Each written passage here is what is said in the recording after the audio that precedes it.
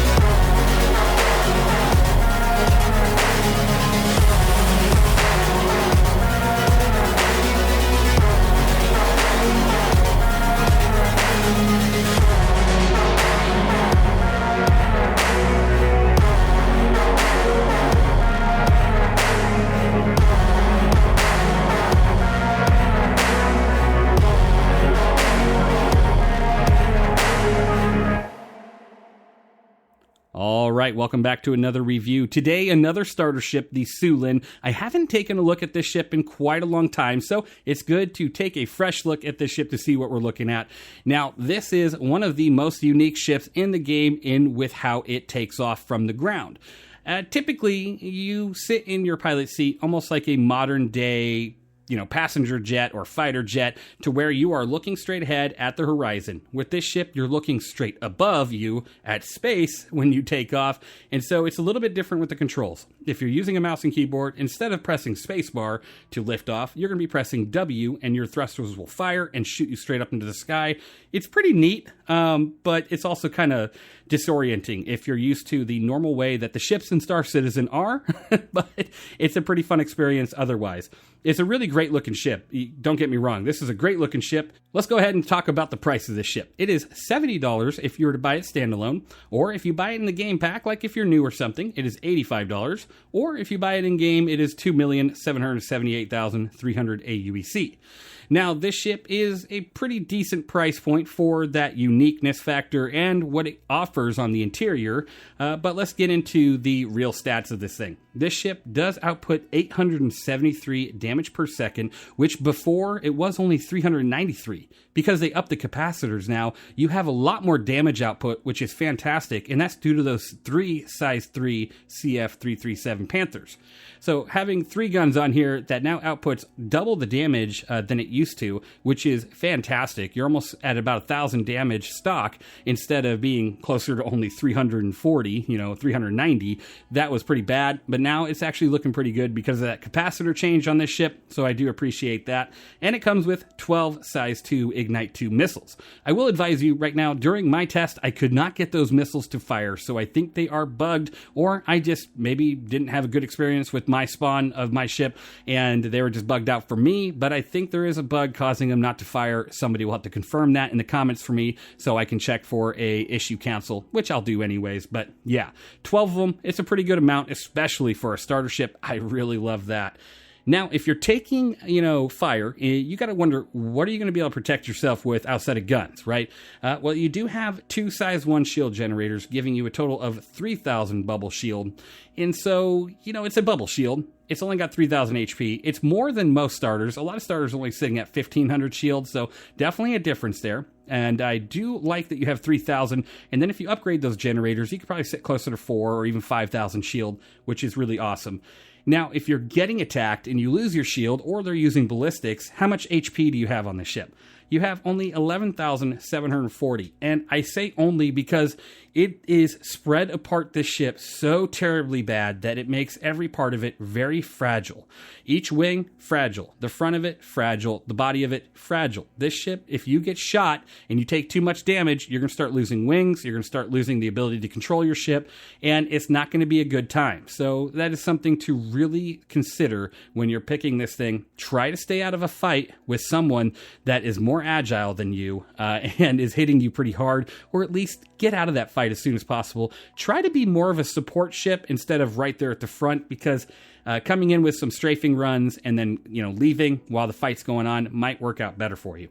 Now, this ship does have a top SCM speed of 225 with a 450 forward boost and a 230 backwards boost with a top navigation speed of 1,175. Definitely not terrible on the speed department. It's not the fastest for starters, but it's not the slowest. It's right there in the middle, and I think that feels fantastic. Can't complain. Now, your navigation, that is what it is. 1175. It's kind of like I'd say a little bit. Usually it's about 1200, so it's good. It's good to go. Now, your pitch yaw roll for maneuverability, it's not so great. For such a small ship with multiple angled thrusters, your pitch yaw rolls 42, 42, 135, which that's pretty decent, but it's not the greatest, right? When it comes to such a small ship, you'd expect it to be a bit higher. You're going to get outmaneuvered by quite a few ships out there, especially ships the same size or even smaller that have much better pitch yaw roll. So something to consider. You're not that maneuverable. It's kind of floaty. Now, you do have up to 40 SCU of hydrogen fuel and 1.1 SCU of quantum fuel. Surprisingly, a very lackluster amount of quantum fuel with the new change. I was hoping this thing would be closer to 2 SCU of quantum fuel, with it being a little bit bigger ship with a bigger interior and, being able to cross across the systems like that would be kind of cool for this ship, but not so much. Now, let's go ahead and take a quick look at the exterior, and then we'll hop into the interior, and I'll give you my review score. If you take a look at the exterior here, this is where the cargo is held. It's held like a Hull A or a Hull C or any of the Hull series ships, or, like a raft, where the cargo is on the exterior of the ship and it holds up to 6 SCU of cargo.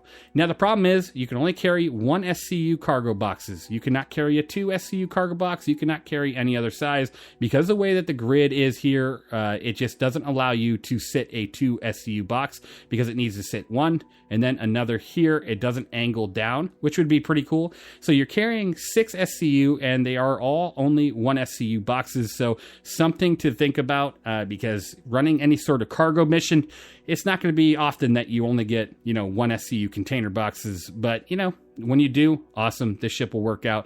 Now, you do have right here another button on the exterior, if we were to go ahead and press that, which, by the way, these buttons are really difficult to press a lot of the times, but that is your fuel port right there. It just pops out, little fuel port, little attachment, but these buttons are super annoying. Now, to get into your ship, you walk over to this side and you'll see another button here with this nice little like gold plating around the side or copper plating.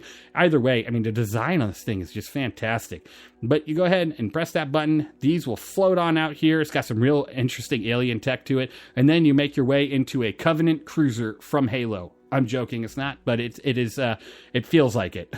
Now, if we were to go ahead and press this button again, it would close this up for you.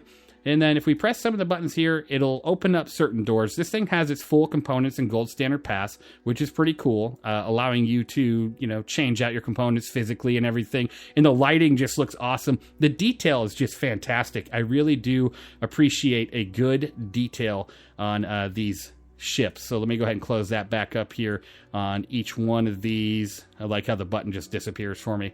And then some of these buttons actually have more functionalities to it. If you see the triangles here, these are different things that you can do. So make sure you keep an eye on that. A lot of it changes lighting and other things. So let me see if I can get any of that to work here. There we go. A little bit more lighting in here. And this right here is an armor locker. It looks like a sarcophagus from Stargate series or something you're going to lay in here and never be seen again. But yep, you just hang up your armor and you're good to go. And then if you hit this button here, it has a nice looking Covenant weapons rack where you can take your guns and place them on here and have a bunch of access for your handguns, your tools, everything you need right here. I think that just looks so cool. And it's hidden behind this wall too. So if you're not familiar with this ship, somebody might not even know that's there, because who's going to, you don't initially run into a ship pressing all the buttons. If they're in your ship for too long, they might find that. So something to consider. This is your elevator. Obviously, you got to go up a floor and then another floor if you're going to want to fly this thing. But let's go to the second floor first. This one is your living quarters. This elevator tends to have some issues once in a while, but no, it's working right now, so I'll take it as it is. This is your bed right here. Like I said, it's your living quarters, and then if you look right below it, you do have storage access, which is always awesome. Nice to have that. And then to the left here, you have the bathroom, which I'll only step into for just a quick second to show you some of the functions in here. Let's go ahead and press that button. Everything comes out of the wall like magic, right? This alien tech is pretty insane. This is the human-made bathroom, and then right behind you is the alien-made bathroom where where typically aliens would use this. So be careful not to touch it too much. But yeah, you can do everything you need to do in there. So pretty nice getting out of there. I don't want to be in there any further. And then you have a nice little table right here to go ahead and sit down and eat at. If you go ahead and press this button to open that up here, press the button to open it up here. What am I opening? Nothing? I'm opening something. I don't know what I'm opening. Maybe it's bugged. Okay, I'm opening something, but nothing. I think that's supposed to open up something here, but I don't remember. I think it's a chair or something, but I'm not getting anything. So, we'll move on. Now, if we make our way to the third floor, gotta love when things don't work when you want them to. Move to the third floor. This is the pilot's area where you can go ahead and get into the pilot seat. It'll take you right on up. Like I said, it's very, very unique design.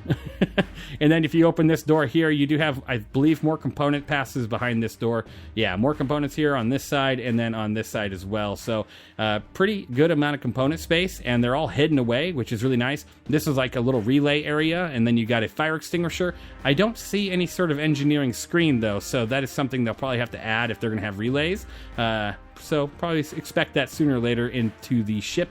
But let's go ahead and get into the pilot seat really quick. I'll give you my score, and that'll be the end of this one.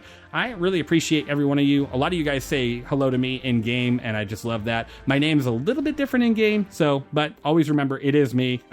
You guys are the best. What am I grabbing? Oh, there we go. That was strange. Why do I have a candy bar in my hand? Anyways, this is the cockpit. It's pretty decent. It's got a great view. Up, down, left, right. The struts aren't as bad as an RSI ship. The see-through MFDs are nice. The MFDs, though, surprisingly, really laggy, and that's for like any ship right now. They need to work on optimizing those, but we'll get that sooner or later. Otherwise, it's pretty decent. You got a lot of alien tech or technology and alien wording here, but then underneath it, you got the English output or, the designated language. And, it's pretty nice, pretty nice. Let me go ahead and turn on those engines, and we'll go ahead and take off by pressing W, and we'll press N to bring up the landing gear. It's got a very big forward face to it. So when you get into a fight, you're going to get hit, and you're going to get hit hard, and you want to get out of that fight as quickly as you can so you don't lose those wings. Otherwise, this ship for me is, it's tough because it's a great starter. It looks fantastic. But honestly, my score is a 7.5 out of 10. And that is because of that very interesting health pool alignment. Like, it's all over the place. And that's just too bad. It makes the ship pretty fragile. And then your maneuverability is not so good. And then the quantum fuel is a little bit low given the tier of this starter ship. Otherwise, I think it's a fantastic ship. Let me know what you think of the Syulen down in the comments below. I really appreciate every one of you. You guys all are amazing. Thank you for watching, and I'll see you guys in the next one.